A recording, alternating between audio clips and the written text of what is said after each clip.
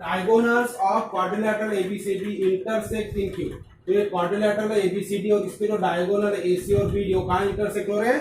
Q में intersect हो रहे हैं। अब आपको कंडीशन दिया if 2 times Q A is equal to Q C. ठीक है, तो ये Q A 2 times Q A करेंगे तो क्यू सी के बराबर होता है बोलते हैं, and 2 times Q B is equal to Q B. ये हमको कंडीशन दिया। Then prove that D C is equal to 2 times A B. ये जो सी डी है या डी सी है ये क्या होना चाहिए? 2 टाइम्स, यानी ए बी के डबल है, ये हमें दिखाना। D C is 2 times A B, हमें प्रूव करना। अब देखो डी सी और ए बी में हमें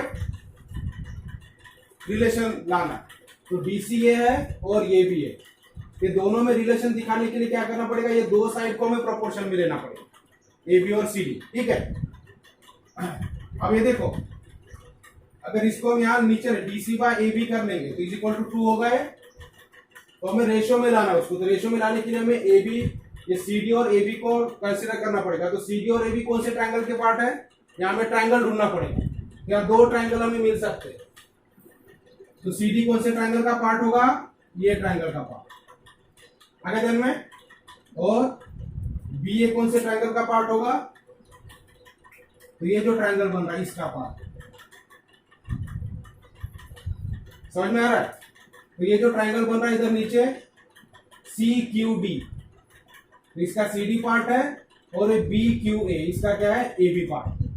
ठीक है, ये ए बी और सी डी में हमें रिलेशन लाना है, तो ये दो ट्रायंगल हमें कंसिडर करना पड़ेगा। अब ये दोनों में रिलेशन कब होगा? अगर ये करस्पॉन्डिंग साइड हो जाएंगी तो इसका रेशियो आ जाए। तो दोनों का हमें रेशियो लाना A B by C D. तब कब हो सकता है? जब ये दो ट्रायंगल एक दूसरे से सिमिलर हो, तब करस्पॉन्डिंग साइड का रेशियो क्या होता है? इक्वल होगा। ठीक है, तो आप कौन से दो ट्रायंगल को हम कंसिडर करेंगे? B Q A and C Q D. ठीक है, ये ट्रायंगल्स को हम कंसिडर करेंगे। अब उसके पहले जब भी आपको प्रूव करने वाले एग्जांपल होते हैं तो हम उसमें क्या लिखते हैं? चाहे वो थ्योरम हो, चाहे जहां भी प्रूव करना होता है तो गिवन और टू प्रूव हम लिख लेते हैं। तो गिवन में क्या दिया है वो लिख लेंगे हम। गिवन में क्या है हमारे पास? In quadrilateral A B C D क्या क्या दिया हमारे पास? ये चीज है 2 Q A is equal to Q C, और क्या दिया है? 2 Q B is equal to Q, ये दिया हुआ गिवन में। ठीक है, टू प्रूव, क्या प्रूव करना हमें? CD को ठीक है, सी डी है या डी सी जो भी है, तो डी सी या C D is equal to 2 times A. ठीक है, सी डी लिखो या डी सी लिखो, वही बात। इसको सी डी बोलो या डी सी बोलो, एक ही साइड एक ही। तो क्वेश्चन में डी सी लिया है तो डी सी बोलेंगे। अभी प्रूफ, अब देखो जो हमारे पास गिवन है इसके ऊपर से हमें रेशियो तैयार हो जाता है। अभी देखो 2 क्यू ए यानी क्या होगा? 2 Q A is equal to हमारे पास क्यू सी है, तो इसी से हमें क्या मिलेगा? सो देयरफॉर अगर इसको देखो क्यू सी को अगर हम नीचे ला लेते तो क्या हो जाएगा? Q A by Q C हो जाएगा, Q A by Q C. इस तरह से रेशो बन रहा है। तो ये क्यू ए हम इधर ही रखेंगे और क्यू सी अगर इधर ला लिया तो ये 2 इधर डिनोमिनेटर में जाएगा, 2 इधर मल्टीप्लाई में, तो इधर क्या हो जाएगा? 1/2, 1 को डिवाइड में जाएगा, इधर कुछ नहीं मतलब 1 है, तो ये हो जाएगा 1/2। ठीक है, इसको दे देंगे हम नंबर 1। अब दूसरा हमारे पास क्या रिलेशन है? 2 क्यूब, तो 2 Q B is equal to Q D.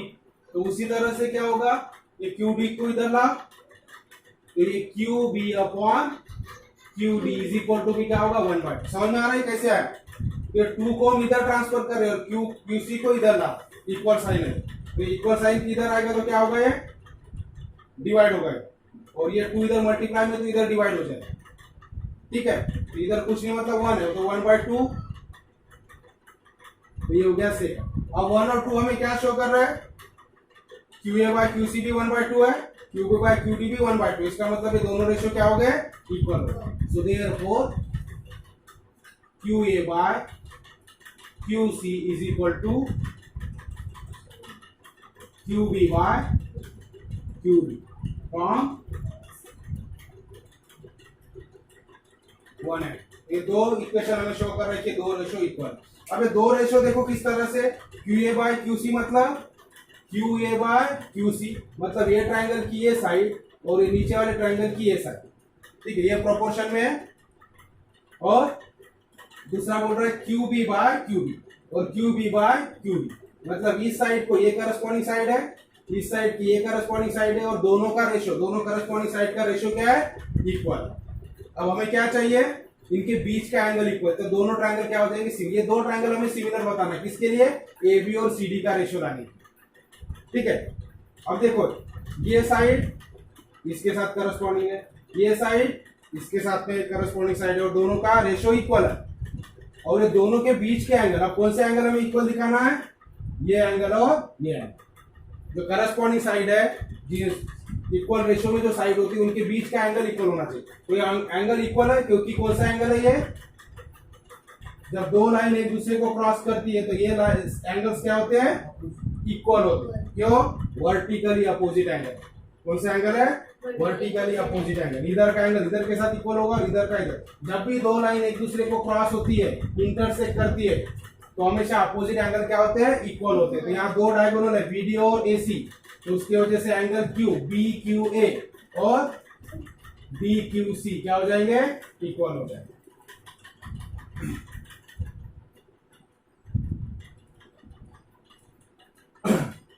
तो ठीक है, हमारे पास ये आ गया 1 और 2 से दो हमने रेशियो में बता दिए, इक्वल रेशियो में करस्पॉन्डिंग साइड। अब दो ट्रायंगल को सिमिलर बताने के लिए दो ट्रायंगल हम लिख लेंगे, इन ट्रायंगल तो A Q B and triangle C Q D.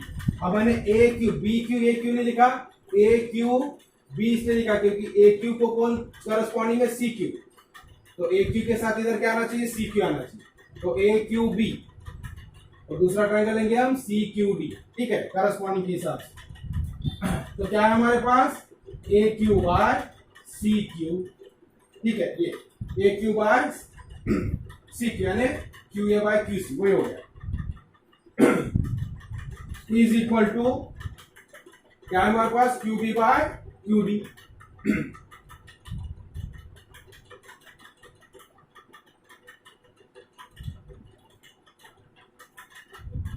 तो करस्पॉन्डिंग साइड का रेशियो इक्वल है और साथ में इनके बीच का एंगल, एंड कौन सा angle, angle A Q B is congruent to angle C Q D, ठीक है। तो दो पेयर करस्पॉन्डिंग साइड के दो पेयर इक्वल रेशियो में है, ठीक है, और उनके बीच का इंक्लूडेड एंगल कॉन्ग्रुएंट है, तो दोनों ट्रायंगल क्या हो जाते हैं, similar. Therefore triangle A Q B is similar to triangle C Q D. कौन सी test, S A S test, ठीक है। यहां तक समझ में आया, ये दो ट्रायंगल हमें सिमिलर बताना, ये लाने के लिए रिलेशन लाना, बीसी और एबी में रिलेशन लाने के लिए, तो एबी और सीडी कौन से ट्रायंगल के पार्ट है वो हमें देखना पड़ेगा। यहाँ कौन से ट्रायंगल बन रहे हैं, ये सी क्यू डी, तो सी डी इसका पार्ट है और ए क्यू बी का पार्ट ए बी, इसलिए दो ट्रायंगल को हमें सिमिलर बताना पड़ेगा ये रिलेशन लाने के लिए। आगे देन, तो पहले हमने ये दो ट्रायंगल को सिमिलर बताने के लिए क्या हमें दिया है, उसका यूज किया। अब यहाँ हमें साइड वगैरह कुछ दिया नहीं है फिगर में, तो यहाँ भी इंफॉर्मेशन है, लेकिन ये इंफॉर्मेशन छुपा हुआ है, यहाँ हमें पहचानना है। ये जो 2 Q A by Q C दिया है, तो 2 Q A by Q C यानी क्या होता है, ये रेशियो बन जाता है Q A by Q C का, रेशियो में कन्वर्ट कर लो उसको। जब सही इक्वल में दोनों साइड में दिया है तो इसको रेशियो में ले सकते हैं, तो क्यू सी को इधर ला लेंगे तो रेशियो तैयार हो गया, और ये बाकी वैल्यू फिर ट्रांसफर कर दो। तो हमें रेशियो चाहिए, तो एक क्यू ए बोलो या ए क्यू बोलो, और ये सी क्यू, ये दो साइड का रेशियो मिल गया। उसी तरह से ये जो गिवन दिया दूसरी क्वांटिटी, इसके ऊपर से दूसरा रेशियो तैयार हो गया, और ये दोनों रेशियो इक्वल है, और कैसे हमें मिल रहा है, ए क्यू को करस्पॉन्डिंग ये मिल रहा है और बी क्यू को करस्पॉन्डिंग ये मिल रहा है, और दोनों रेशियो क्या है, सेम है। और फिर इसके बीच का एंगल हमें ढूंढना है, तो एंगल भी इक्वल है क्योंकि ये अपोजिट एंगल, तो यहाँ लिख लेंगे opposite angle.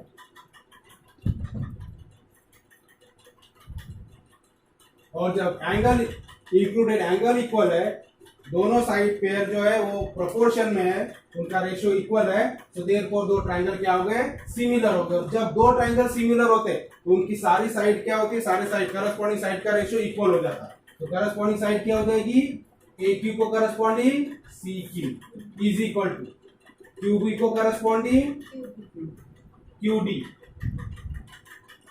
Is equal to A B को करस्पॉन्डिंग सी। आगे देन, तो A Q C Q, B Q Q D, और फिर इधर का फर्स्ट और इधर का लास्ट, तीन ही पेयर बनते हैं, तो A B by C D. ठीक है, ए बी। चलो यहाँ क्या लिखेंगे, corresponding sides of similar triangle, C S S T बोलते हैं इसको, corresponding sides of similar triangle. And therefore, अब इसका मतलब क्या हुआ, हमें कौन सा रेशो चाहिए, ए बी और सी डी वाला। तो इसका मतलब क्या हुआ, ए बी ये तीनों रेशो सेम है, इसमें से ऑलरेडी ये दोनों की वैल्यू हमारे पास है, ए क्यू बाय या Q B by Q D. तो कितना है, Q B by Q D 1/2 है। तो therefore A B by C D is equal to Q B by Q D. आपके बुक में लिया होगा क्यू बी बाय, ठीक है, कौन सा लिया, ए क्यू, थोड़ा अलग तरीके से किया। फिर A Q by Q C D को 1/2 और मेंशन किया, हम मेंशन न करते हो डायरेक्ट लिख सकते हैं। तो A B by C D, तो ए बी बाय, तीनों जब रेशो इक्वल है, इसका मतलब A B by C D Q B by Q D के बराबर भी है, और इज इक्वल टू क्या हो जाएगा, Q B by Q D कितना है, तो Q B by Q D कितना है 1/2, तो ये हो जाएगा 1/2। इसका मतलब A B by C D भी क्या हो गया 1/2। ठीक है, ये आप अलग अलग लिख सकते हो, but Q A by Q C is equal to 1/2, Q B by Q D is equal to 1/2, therefore A B by C D is equal to 1/2। ठीक है, एंड देयरफॉर, तो A B by C D is equal to 1/2 हो गया, तो A B is equal to क्या हो जाएगा, या ये 2 को इधर ट्रांसफर करो और सी डी को इधर ट्रांसफर करो, तो क्या होगा, 2 times A B is equal to C D, या C D that is C D is equal to 2 times A B. ठीक है, A B by C D is equal to 1/2, बीच का भूल जाओ। ठीक है, तो ये 2 इधर ऊपर आएगा, तो 2 टाइम्स ए बी होगा, C D into 1 C D, तो 2 times A B is equal to C D हो गया। ठीक है, और फिर तो इसी को हम सीधा लिख लेंगे, तो C D is equal to 2 times, जो हमें प्रूव करना, तो हेंस प्रूव, इस तरह से हमारा प्रूव है। तो समझ में आ गया, यहाँ में इनडायरेक्ट क्वेश्चन है, ये डायरेक्ट यहाँ कुछ नहीं दिया हमारे पास, लेकिन सिर्फ ये 2 रिलेशन दिया, ये 2 रिलेशन के ऊपर से हमें 2 पेयर मिल जाते हैं साइड के, जो करस्पॉन्डिंग साइड है और प्रोपोर्शन में दोनों रेशो में इक्वल आते हैं। और फिर हमें ये अपोजिट एंगल वाला यहाँ देखना, नहीं तो बोलेंगे सर यहाँ पे एंगल नहीं दिया, साइड नहीं दिया, तो कहाँ से टेस्ट लगाएगा, तो हमें यूज करना पड़ता। ठीक है, तो आंसर वही छुपा हुआ है, आंसर यहीं पे दिया हुआ है, सिर्फ उसको सही तरीके से हमें अरेंज करते आना चाहिए। तो इसके लिए प्रैक्टिस करो आप, ये भी क्वेश्चन आपके बुक में दिया हुआ सॉल्व करके, ठीक है, अच्छी तरह से समझ लेना, उसको प्रैक्टिस करना।